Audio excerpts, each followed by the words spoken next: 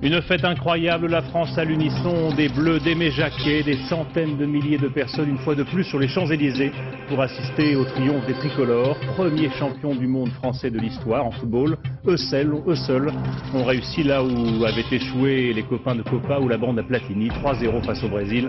Les Zidane, Djorkaeff, Desailly, Blanc, Petit et les autres n'ont même pas pu arriver jusqu'à l'Arc de Triomphe tant la foule était compacte.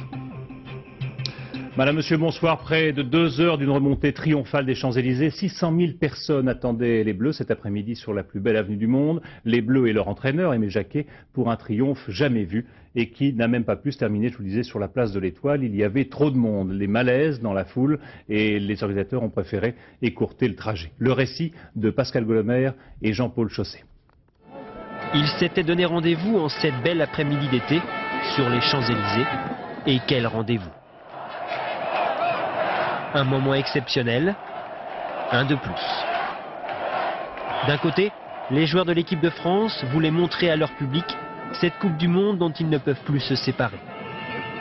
De l'autre, le public, ces dizaines de milliers de supporters, 500 000, 600 000 peut-être, de tous âges, de toutes races, voulaient dire merci aux Bleus, merci à Zizou, à Mémé et à tous les autres.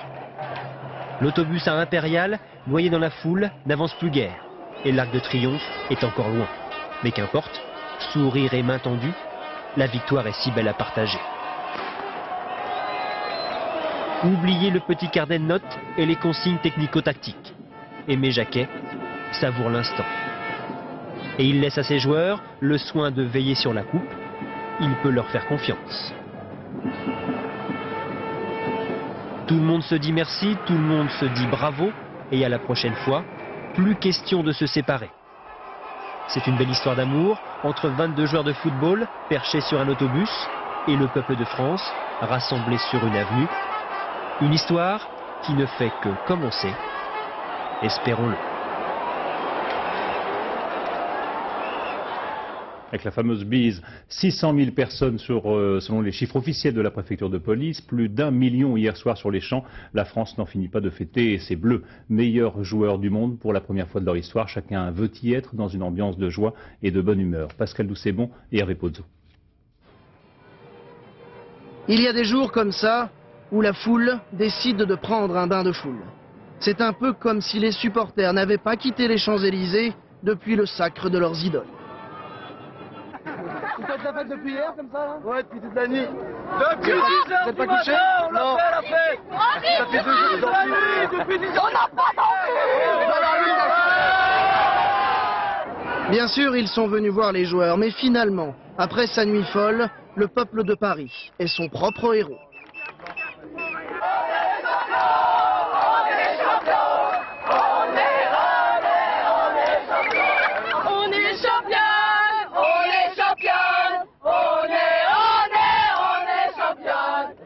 Et des joueurs, après 2 heures d'attente au soleil, ils ne verront de toute façon qu'un petit bout de tête, un tout petit moment, parfois au prix de beaucoup d'efforts. Bah là en ce moment c'est Laurent Blanc qui porte la coupe et c'est la folie sur le bus. Mais on voit pas grand chose en fait. Ouais, il a brandi là. La force du collectif, comme disent les sportifs, se traduit aussi à l'applaudimètre. Mais qui donc est leur préféré?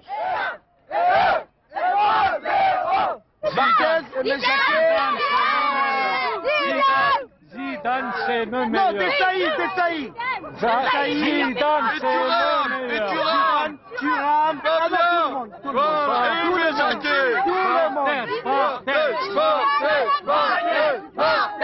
Et comme d'habitude, c'est aux anciens de donner la leçon de mathématiques modernes. Et d'un, et deux, Et 3, 0, et 1, et 2, et 3, 0, et 3, 0. simple comme une victoire en Coupe du Monde. Dunga, le milieu de terrain des Brésiliens, a dit des supporters français qu'ils sont des poètes. Peut-être a-t-il raison.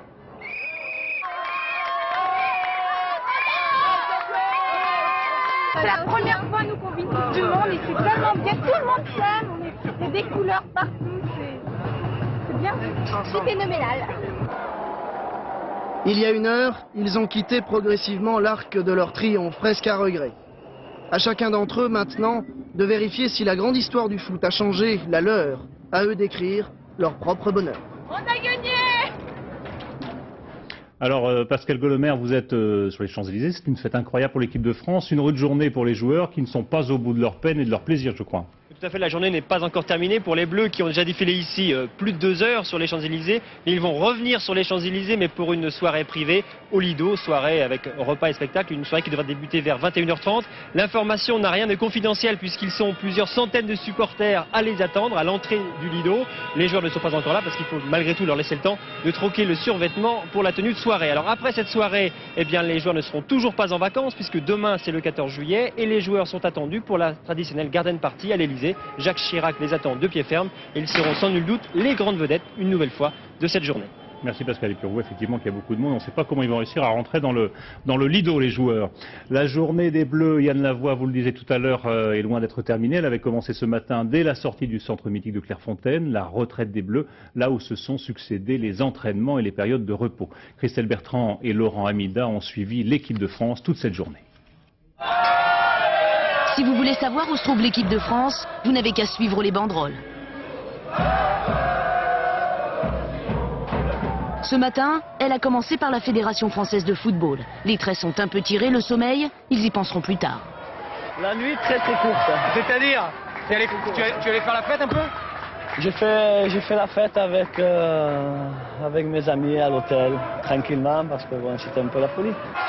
La folie était à Clairefontaine. Fiers comme des champions du monde, ils chérissent leur coupe et la partagent avec le public. La fête a commencé dans le quart, 70 km d'échauffement avant le bouquet final. Zidane est passé de meneur de jeu à meneur de revue. Sur le chemin, même les feux rouges virent au bleu. Les supporters veulent montrer leur amour, les joueurs leur ont donné tant de bonheur. Des milliers de personnes ouvrent la route aux champions du monde, on se croirait sur une étape du Tour de France. Acclamés, les joueurs font un dernier petit coucou avant d'aller dormir un peu. Certains n'ont pas dormi du tout. Sous la pluie, ils ont attendu 10 heures ce matin pour voir passer l'équipe dans l'autre sens une dernière fois. Mais la fête n'est pas finie. On essaie de l'apprécier du mieux possible, parce que hier soir on s'en est pas trop rendu compte, même si on a fêté ça très tard. Maintenant, bon, on se retrouve encore entre nous et puis on va en profiter un petit peu avec tout le monde. Partager une victoire, ça se fait forcément sur les Champs-Élysées. Les joueurs se sont installés sur un bus à Impérial. Tout le monde se tient au courant de la suite des événements avant de remonter la plus belle avenue du monde. Ils l'ont bien mérité. Alors nous allons retrouver maintenant Yann Lavoie qui a suivi l'équipe de France pendant tout ce mondial. Il y a bien sûr un héros dans cette Coupe du Monde, c'est Aimé Jacquet, alias Mémé, critiqué hier et adulé aujourd'hui.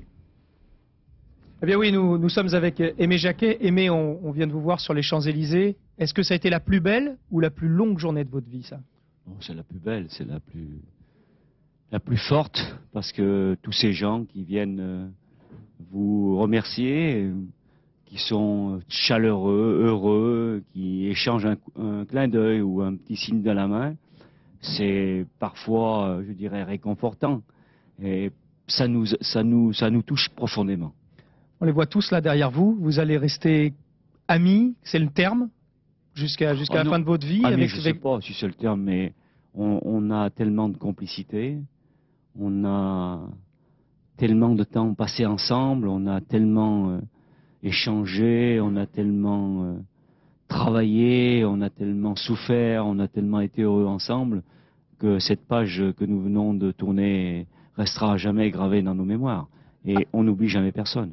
À l'inverse, l'équipe brésilienne, on la disait, minée de l'intérieur par des clans, etc. Est-ce que vous croyez que ça a pu faire la différence dans ce match? Moi, j'ai pas senti qu'elle était minée. Hein.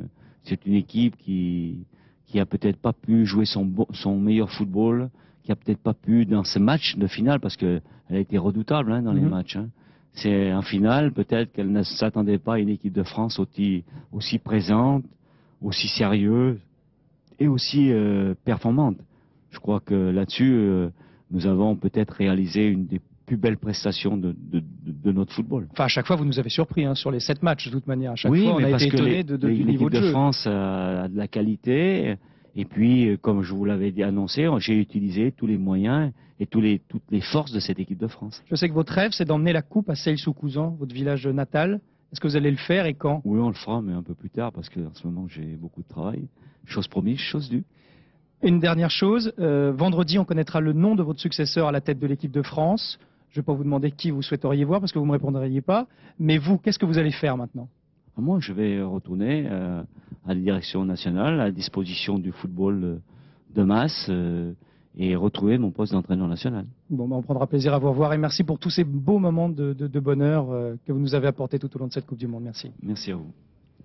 Alors nous vous retrouvons maintenant, Yann Lavoie, en direct cette fois, puisque ces propos ont été enregistrés il y a quelques instants avec Aimé Jacquet.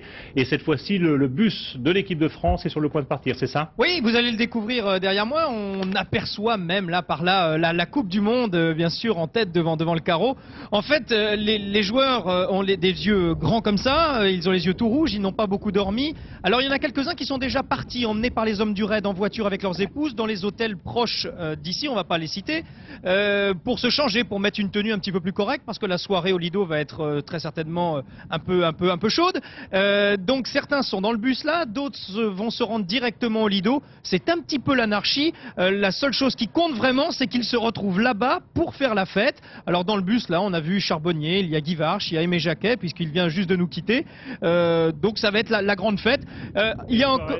Une soirée chaude au Lido, c'est quand même en smoking, c'est comment? Alors vous dites une tenue spéciale? Eh bien écoutez, j'en sais rien, mais a priori, ces dames qui ont d'abord passé une journée assez épuisante, parce que vous savez qu'elles étaient dans le bus, mais à l'étage inférieur, donc on ne les voyait pas, mais elles ont quand même passé une après-midi très très chaude, ce qui fait même qu'on les a arrêtées dans le bois de Boulogne pour qu'elles aillent prendre un petit peu l'air à l'issue de la remontée des Champs-Élysées. Ces dames souhaitaient changer pour aller au Lido, ce qu'on peut comprendre quand même. Tout à fait, Yann. Et ces messieurs qui sont en saharienne ont aussi envie de mettre un petit pantalon pour aller au Lido. Et voilà. Et alors Yann, on parlait tout à l'heure, mais on va y revenir avec un sujet. On parlait tout à l'heure des critiques dont Aimé Jacquet a été l'objet avant la Coupe du Monde. Il a des critiques qu'il a assez mal vécues, il les a même vécues douloureusement. Le paradoxe, c'est que le journal L'Équipe, qui était le plus virulent à son égard, a battu aujourd'hui tous ses records de tirage. Mais pour Aimé Jacquet, hier, c'était l'heure de la revanche. Philippe Visserias et Roger Motte.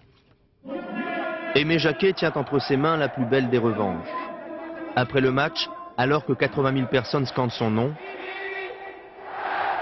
le sélectionneur de l'équipe de France règle ses comptes à chaud. On avait été trahis par des journaux tout au long des années. Et la France a enfin vu qu'elle avait une grande équipe de France, qu'elle avait des grands joueurs et qui défendaient le maillot français. Et aujourd'hui, vous n'avez pas envie de pardonner? Non, je ne pardonnerai jamais. Jamais je pardonnerai. Des propos qui s'adressent directement au quotidien sportif L'Équipe. Accusés, levez-vous. Bien sûr, on s'est senti visé, puisqu'il a nommément cité notre journal, qui est aujourd'hui, je dirais, le seul à assumer ce que plein d'autres gens, d'ailleurs, ont écrit il y a 2 mois. Et il faut assumer, on s'est trompé, il faut assumer. Faut dire à Aimé Jacquet, bravo, on s'est gouré, vous aviez eu raison. L'Équipe fait aujourd'hui son mea culpa. On peut y lire en première page: nous avons de formidablement belles raisons de reconnaître que la méthode Jacquet a payé. Mais les relations entre le sélectionneur français et une partie de la presse n'ont jamais été très simples. Austère, peu médiatique, Aimé Jacquet a eu du mal, avant la Coupe du Monde, à faire passer son message. Des matchs de préparation parfois poussifs, comme ici face à la Russie, et voilà que l'on met en doute les capacités du groupe France à gagner la Coupe du Monde, suscitant la colère du sélectionneur. On ne bafoue pas les gens qui travaillent, c'est tout. Jamais. Le 6 mai dernier, alors qu'Aimé Jacquet tarde à divulguer la liste des 22, L'Équipe écrit « Je vous avoue que les événements m'ont convaincu que Jacquet n'était décidément pas l'homme de la situation. » On peut regretter quoi? On peut regretter de ne pas avoir vu qu'au fond d'Aimé Jacquet, il y avait une lumière qu'à ce moment-là, personne n'a vue. Et puis, oui, on peut regretter ça. Quelle que soit la volonté du journal L'Équipe d'enterrer la hache de guerre, cette polémique risque de peser encore longtemps dans le monde du football français. Et dans son village de Seille-sous-Couzan, près de Saint-Étienne, on n'a bien sûr pas perdu une seule minute de la finale. C'est là que sont ses amis de toujours. Là qu'Aimé Jacquet a grandi, joué au foot et travaillé à l'usine toute proche de Saint-Chamond, son CAP de fraiseur en poche. Reportage de Benoît Gadret et de Thierry Simonet. Le visage d'Aimé Jacquet dressé comme emblème de Seille-sous-Couzan. Ils étaient plusieurs milliers cette nuit massés sur la place du village. pour fêter la victoire de l'enfant du pays. C'est le seul Mémé qui a envoyé les Français en finale et on l'a gagné. On gagnera ici cette coupe, on est les meilleurs. Installé à la hâte en plein air, un petit écran pour une grande foule. Qu'importe, l'essentiel était de vivre ensemble les exploits de la France.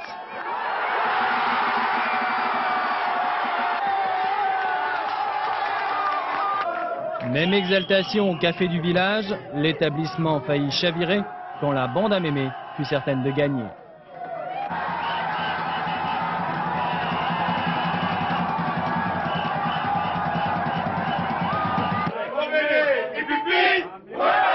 Ils sont les amis, les fidèles d'Aimé Jacquet, ancien joueur comme lui de l'équipe locale. En le voyant, qu'est-ce que vous avez ressenti pour lui? Lui, il était content et nous on pleurait. Qu'est-ce que les vous disent? Mémé avait du caractère. Il ne s'est jamais démobilisé devant les critiques. Par sa tenue, son accent, je me répète un peu, mais il avait la tête haute et il ressort très fier. Saïssou Couzan attend désormais son héros. Aimé Jacquet leur a promis, il reviendra bientôt au pays avec la coupe.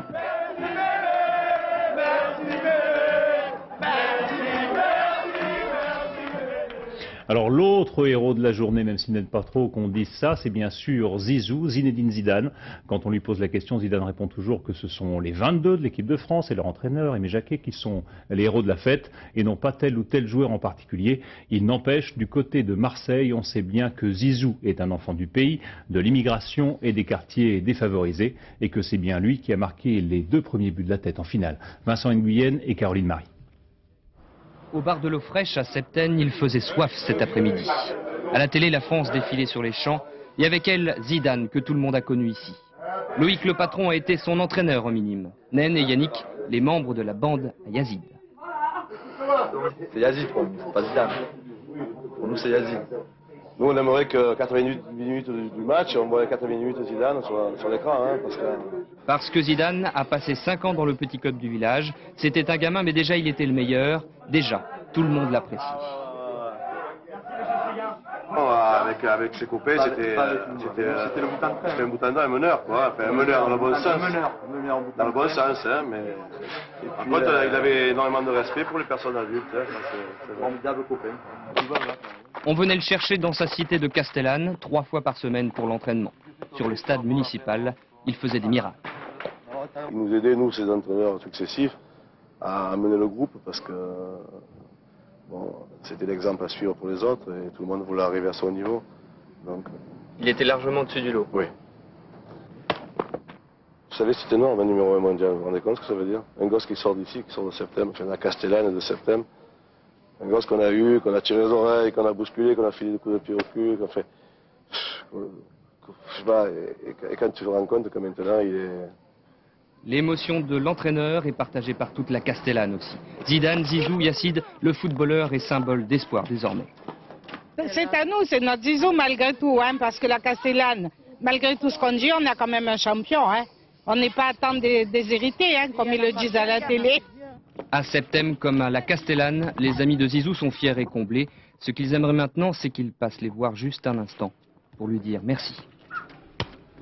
Et il a dit qu'il y passerait d'ailleurs. Alors pour le plaisir, revenons maintenant sur le match d'hier, cette finale historique remportée 3-0 contre le Brésil, 2 buts donc de Zidane et un 3e d'Emmanuel Petit à la dernière minute. Un score de rêve devenu une réalité. François Brabant.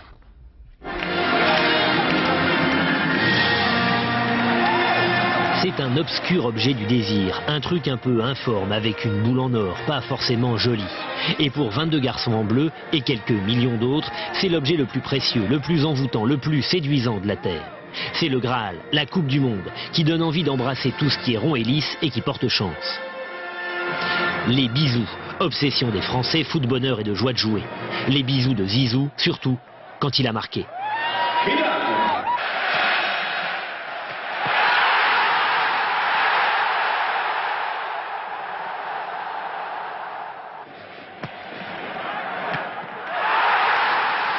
« 2-0 à la mi-temps, 2 coups de tête de Zinedine Zidane et dire que ça aurait pu faire plus.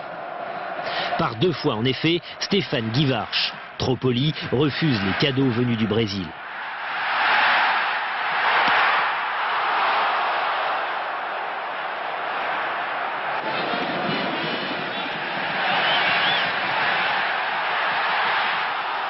En finale de la Coupe du Monde, c'est dur d'avoir du sang-froid. Christophe Dugarry, qui remplace le Breton, manque un but tout fait, lui aussi. Et les champions du monde, ils font quoi, me direz-vous? Comme d'habitude, ils comptent sur Ronaldo. Le voilà qui sort de sa boîte à l'heure de jeu, ça tombe bien. Barthez aussi. Bref, avec des Français qui marquent des buts et des Brésiliens qui n'en marquent pas, tout va bien. Tout va bien jusqu'à cette 68e minute où tout à coup tout va mal. Marcel Desailly est en retard sur Cafu. Faute, deuxième carton jaune, ça fait carton rouge. Dehors. À 10, sans son stopper infranchissable et déjà sans Laurent Blanc, les minutes vont être longues jusqu'à la 90e. La 90e, c'est presque la fin et Vieira glisse la balle à Petit. 3-0, cette fois plus de raison d'avoir peur. Les Français, tous les Français sont champions du monde. Champions du monde. Champion du monde. Champion du monde. C'est extraordinaire. On vit un rêve qui est pas prêt de s'arrêter. On est dans, je sais pas, on vole là.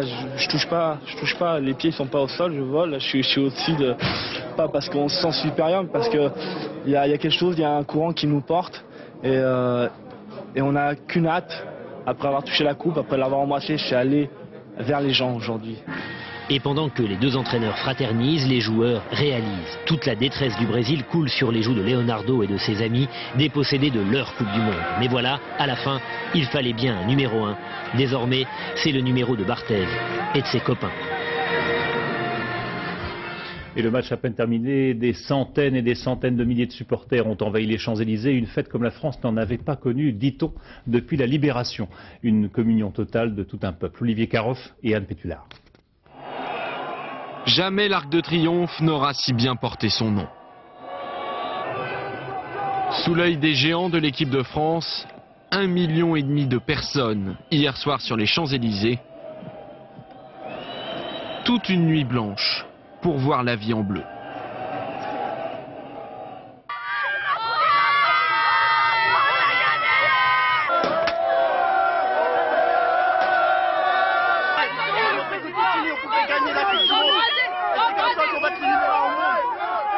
Le rêve est devenu réalité et les Brésiliens qui savent l'effet que ça fait les ont accompagnés.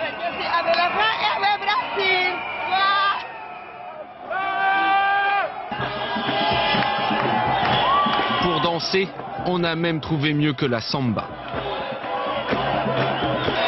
Une telle marée humaine, c'était du jamais vu depuis près d'un demi-siècle. Le même drapeau pour tous et à chacun son héros.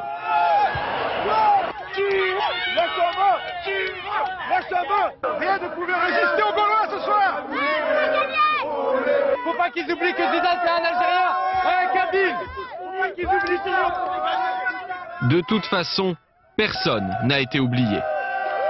Même pas la mascotte. Surtout pas l'entraîneur. Mais dès les premières minutes de fête, Paris s'était déjà choisi un libérateur. Et un seul accident est venu ternir la fête, un accident provoqué par une automobiliste visiblement paniquée de voir sa voiture secouée de joie par des supporters. Elle a foncé dans la foule, près de 150 personnes ont dû être examinées dans différents hôpitaux parisiens. 11 ont été sérieusement blessées, mais la vie d'aucune d'entre elles n'est ce soir menacée. L'automobiliste, une institutrice de 44 ans, fragile psychologiquement, a été conduite à l'infirmerie psychiatrique de la préfecture de police. Et puis d'autres incidents de moindre gravité se sont produits dans différentes villes de France. À chaque fois ou presque, il s'agissait d'automobilistes ivres ou de supporters qui sont tombés de voitures en marche. Mais dans l'ensemble, la nuit dernière a été une nuit de fête à Marseille, Lille ou encore Montpellier. Juliette Beau. La victoire. Et c'est toute la France qui chavire. À Bordeaux, ils sont plus de 40 000. Depuis que j'ai vu le premier match en 82, j'attendais ça. Et maintenant, on est champion du monde. C'était super formidable, une super ambiance. On savait que la France allait gagner. La même euphorie sur la grande place de Lille. Près de 20 000 personnes. Et c'est en couleur que chacun exprime sa fierté de la victoire. À Lyon, le cortège est mené tambour battant, sans égard pour les oreilles sensibles. Ici, on claironne facilement sa joie et on s'amuse de toutes les façons possibles.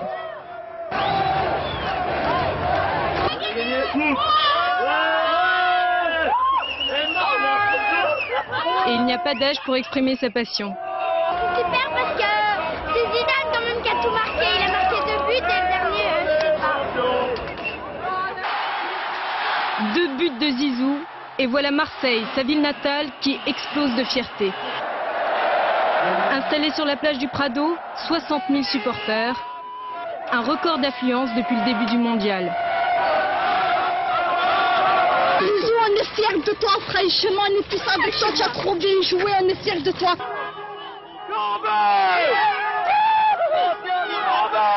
À chacun ses héros. Ici, en Nouvelle-Calédonie, comme dans la plupart des départements et territoires d'outre-mer, la fête. Et encore la fête. Et avec toujours le même refrain.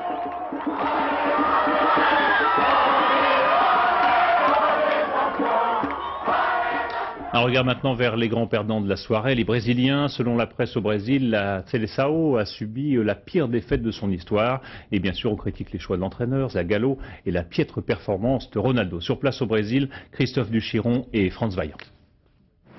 Des gros nuages noirs et une mer agitée. À Rio de Janeiro ce matin, le temps était encore à l'orage. Pas grand monde sur la plage, on démonte les échafaudages, bref, un vrai climat de tristesse. En matière de football, on peut dire sans exagérer que les Brésiliens n'aiment que la victoire, alors quand ils perdent une finale de Coupe du Monde, forcément ça fait mal. En vérité, je pense que Zagallo, l'entraîneur, n'était pas aux commandes de la sélection. C'était un simple pion.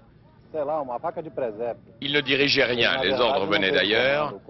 Ceux qui avaient le pouvoir, c'étaient les sponsors et surtout Ricardo Teixeira, le président de la fédération. Pour avoir une idée de la déception, il suffit de lire les gros titres de la presse du jour. La France massacre le Brésil pour la Coupe. La France écarte le rêve d'un 5e titre, fiasco en finale, fiasco brésilien. Pour le retour de la sélection, on allait installer des banderoles avec Bravo le Brésil 5 fois champion. On va devoir les ranger et on verra dans 4 ans si on peut les ressortir. Il va bien leur falloir 4 ans, les Brésiliens, pour se refaire une santé. Parce qu'hier soir, même les plus pessimistes des pronostiqueurs n'auraient pas imaginé telle déroute. Ils en ont versé des larmes pendant la rencontre, des grosses larmes de supporters qui n'en croyaient pas leurs yeux, encore que certains s'accommodent toujours mieux du malheur que d'autres. Non, il n'y a pas de tristesse. Au Brésil, tout est prétexte à la fête. Les Brésiliens ne sont jamais tristes. En 2002, on sera champion pour la 5e fois. C'était comme chez Michou, mais à Copacabana.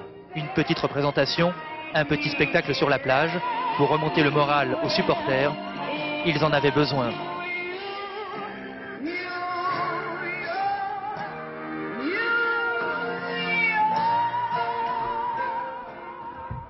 Alors Christophe Duchiron, vous êtes au Brésil, à Rio. Les Brésiliens ne sont donc pas pour la 5e fois champions du monde. Et cette défaite intervient dans un climat politique assez agité, Christophe. Eh bien écoutez, ce qu'on peut dire, c'est que ce matin, pour le Brésil, c'est un petit peu le retour à la réalité des choses. Pendant un mois de Coupe du Monde, eh bien, les Brésiliens rêvaient d'un 5e titre. Mais après la défaite d'hier soir, eh bien, on ne rêve plus. En cas de victoire, le président Cardoso aurait sans doute accordé un jour de congé ce lundi, un jour férié. Mais au lieu de cela, eh bien, le Brésil, ce grand pays de 150 millions d'habitants, s'est réveillé avec sa tête des mauvais jours. Alors maintenant, ce qui va un petit peu occuper l'esprit des gens ici au Brésil, eh bien, ce sont les élections présidentielles dont la campagne électorale vient de débuter. Et ce qu'il faut savoir, eh bien, c'est que pendant la Coupe du Monde, tous les candidats ici soutenaient officiellement l'équipe du Brésil. Le supporter est un électeur, sauf qu'en l'occurrence, on voit mal quels partis vont pouvoir tirer les candidats de la défaite de leur équipe.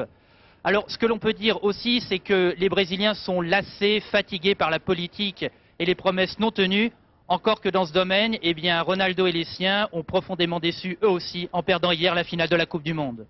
Merci Christophe. Les images fortes de cette Coupe du Monde se bousculent déjà dans nos têtes, que ce soit les images dramatiques de ces hooligans allemands en laissant pour mort le maréchal des logis Daniel Nivelle, ou bien encore celle de l'élimination pathétique des Marocains après un match fantastique. Thierry Courtet. Les artistes ont été les seigneurs de cette Coupe du Monde. Debout, assis, à terre, ils ont donné le tournis aux défenseurs. Zidane, le Français, Guantemoc, le Mexicain, Okocha, le Nigérian. Une liste parfaitement arbitraire, tant le choix est difficile. Tout aussi difficile, le palmarès des plus beaux buts. Pierre Jonca, le Camerounais, parti de son propre camp. L'instantané de Sunday au lycée, chronométré à 115 km/h. Le but de Thierry Henry, une passe de 80 mètres de Fabien Barthez.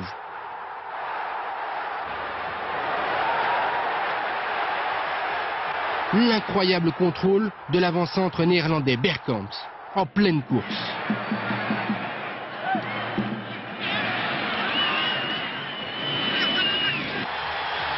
Le culot, le slalom d'Owen, le plus jeune attaquant de l'histoire de la sélection anglaise. 18 ans. Et il marque. La détermination, la technique d'Adji, le Marocain, qui n'arrivera pas à qualifier son pays pour les huitièmes de finale. La seule chose sur laquelle tout le monde s'accorde, l'arbitrage a gâché les chances du Cameroun. But refusé, sans raison. Il a bien aidé l'Italie qui égalise sur un pénalty imaginaire, une main provoquée. Sans évoquer un festival de cartons rouges fluctuant selon les consignes. Des stades pleins à craquer, un public fervent. Hélas, il y eut à Marseille un certain Angleterre-Tunisie. Les hooligans en resteront la tache noire de ce mondial. À Lens, surtout. Pascal Nivelle, gendarme agressé par un groupe de hooligans allemands, est toujours ce soir dans le coma.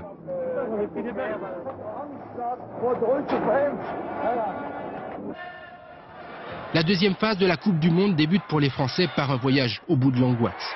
Jusqu'au but en or de Laurent Blanc, la France est en quart de finale. Contre l'Italie, le match des frères ennemis, un tiers des 22 joueurs français jouent sur la péninsule. Il faudra attendre le dernier tir du dernier Italien pour respirer.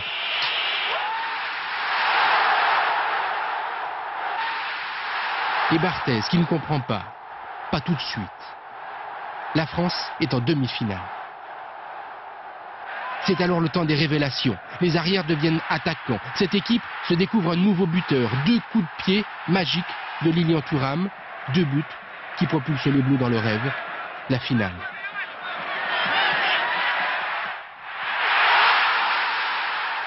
La France allait donc rencontrer le Brésil et son phénomène, Ronaldo. Mais voilà, le joueur le mieux payé du monde a peu marqué, trop surveillé. Il s'est contenté d'un rôle d'ultime passeur durant les 7 matchs du Brésil.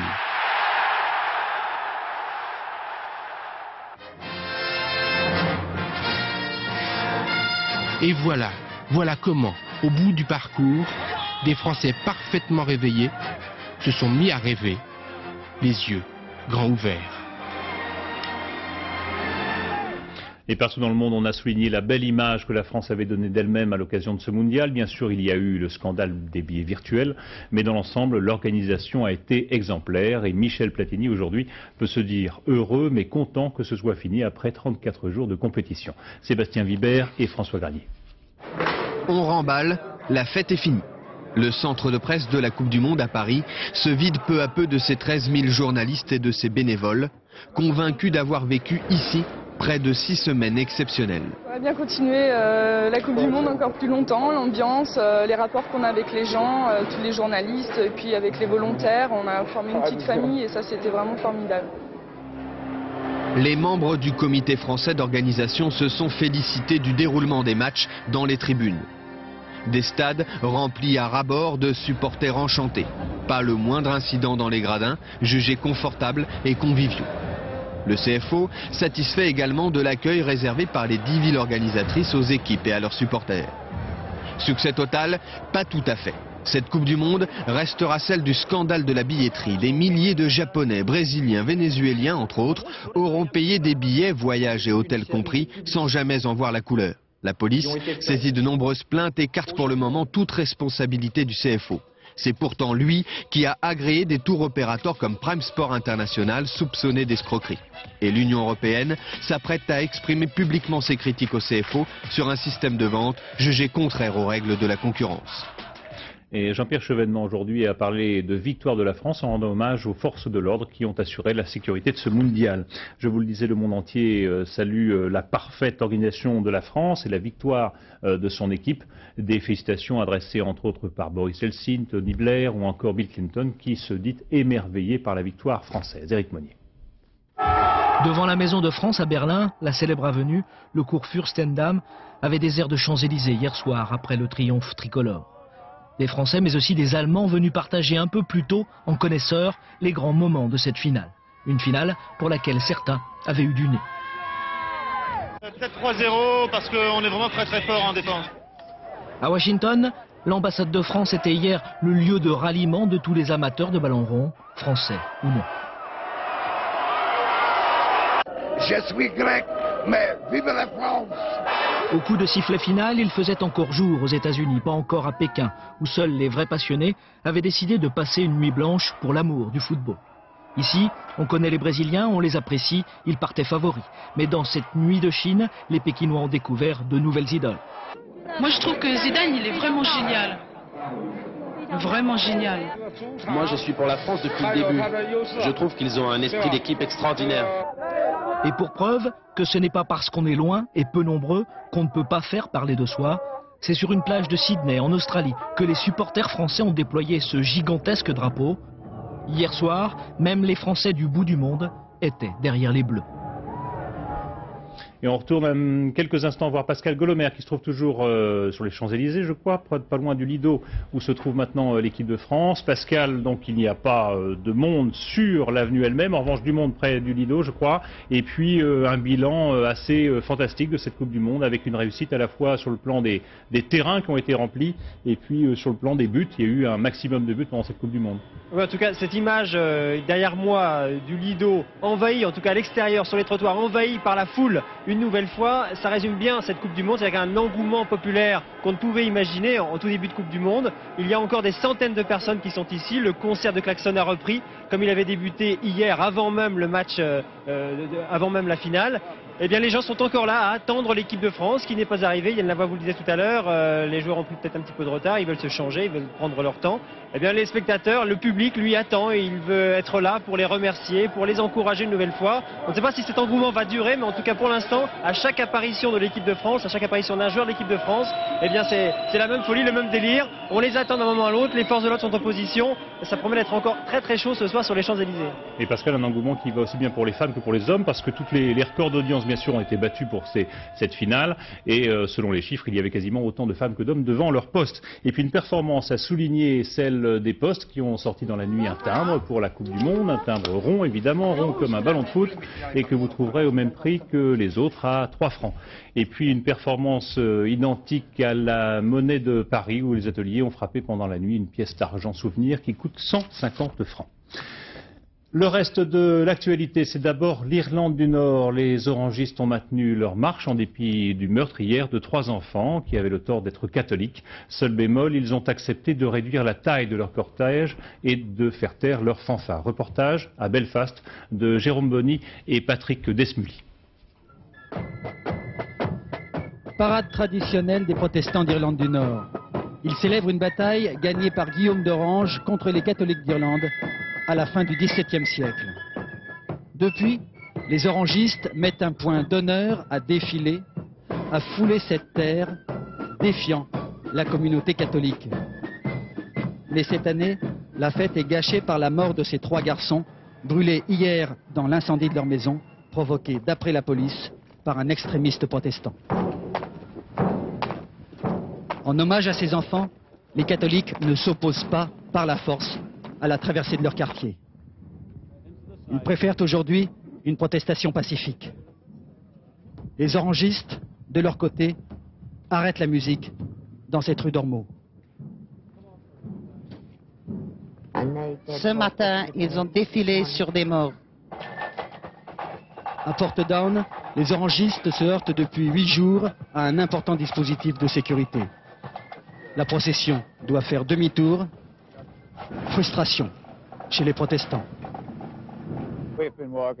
Nous faisons cette marche depuis près de 200 ans. Avant, nous avions 10 parades. Il n'y en a plus qu'une aujourd'hui, alors nous avons envie de dire assez. En fait, c'est un dernier noyau dur d'orangistes qui semble déterminé à passer ce barrage qui barre l'accès au quartier catholique. Mais chaque jour qui passe augmente les risques de violence. Et ce soir, la situation reste très tendue. Le Premier ministre irlandais écourte sa visite en France en raison de cette situation en Irlande du Nord, où l'armée britannique a désamorcé tout à l'heure une voiture piégée qui contenait 250 kilos d'explosifs, cela près de Belfast, au sud-ouest de Belfast.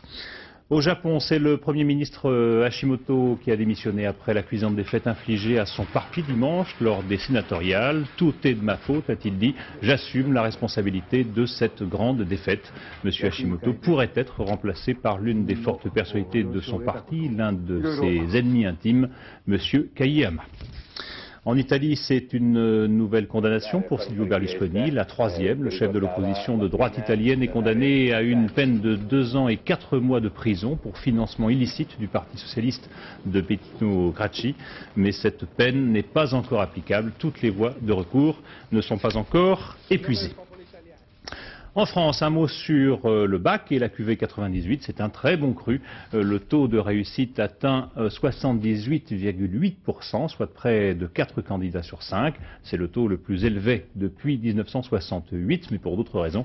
Il y avait au total plus de 610 000 candidats, 481 088 précisément, ont obtenu leur diplôme. Le Tour de France est la deuxième étape irlandaise qui n'a pas été une balade, loin s'en faut, pour le Britannique Chris Borman. Le maillot jaune a dû abandonner après une chute. Alexandra Cara et Nathalie Gallet. Fin de la balade irlandaise pour le Tour de France. Après Dublin, la capitale, les coureurs se sont élancés cet après-midi entre Enniscorthy et Cork, dans le sud du pays. Chris Borman, le maillot jaune, vainqueur du prologue, a bien entamé l'étape sous les applaudissements de spectateurs qui n'aiment pas que le vélo. Une étape longue, 206 km sans grosse difficulté, mais avec un vent violent. Un vent qui provoque des chutes. Borman, pris dans un accrochage, tombe lourdement. Immédiatement, il est transféré à l'hôpital de Cork. Le tour, pour lui, c'est fini. Lorsque j'ai ramassé, il venait juste de reprendre connaissance, donc il y a eu un traumatisme crânien avec perte de connaissance initiale qui a été de durée brève, je pense 2-3 minutes. Une chute heureusement sans gravité pour Borman et pour les autres aussi. Car aujourd'hui, sur le tour, il y a eu une chute collective extrêmement spectaculaire à quelques kilomètres de l'arrivée. Sur le tour, sous le ciel irlandais, il y a eu aussi la belle échappée de Seigneur et Simon. Mais finalement, c'est un sprint qui a décidé du vainqueur. Zvorada, le Tchèque, excelle à cet exercice. Il enlève l'étape devant McEwen et Cipollini. Mais c'est Eric Zabel, le coéquipier d'Ulrich, dans l'équipe Deutsche Telekom, qui s'empare du maillot jaune. Oui. Et demain, les coureurs seront en France, en Bretagne, entre Roscoff et Lorient. Quant à l'enquête sur l'affaire des produits dopants du soigneur de l'équipe Festina, il a été mis en examen pour importation en contrebande de marchandises prohibées et incarcéré à la maison d'arrêt de Los, près de Lille. Voilà, on arrive bientôt à la fin de ce journal. Merci de l'avoir suivi. Dans un instant, la météo de Sophie Davant. Demain, à l'heure de vérité, Emmanuel Vanier recevra le général Bijard pour le 14 juillet. Les répétitions ont bien sûr commencé. Aujourd'hui, c'était la patrouille de France qui s'entraînait à Évreux en attendant de survoler Paris demain pour le défilé. Des images donc à Évreux. Et puis ensuite, ce sera l'intervention officielle et traditionnelle de Jacques Chirac, bien sûr, que vous pourrez suivre sur France 2 avec Arlette Chabot et Patrick Poivre d'Arvor. Et puis la Garden Party, dont les invités d'honneur seront bien sûr les Bleus d'Aimé Jacquet. Je vous dis bonsoir et je vous laisse donc avec ces très belles images de la Coupe du Monde rassemblées par Brigitte Vidal et Bruno Colangelo. 4 années ont passé, mais dans les regards, je peux voir cette soif de victoire. Le stade est bondé, supporters surexcités. Tous ces pays représentés, c'est magique et pour nous, c'est beau de voir tout ce monde qui joue. Allez, allez, à toi de faire rêver, à ton tour de jouer, à ton tour de marquer.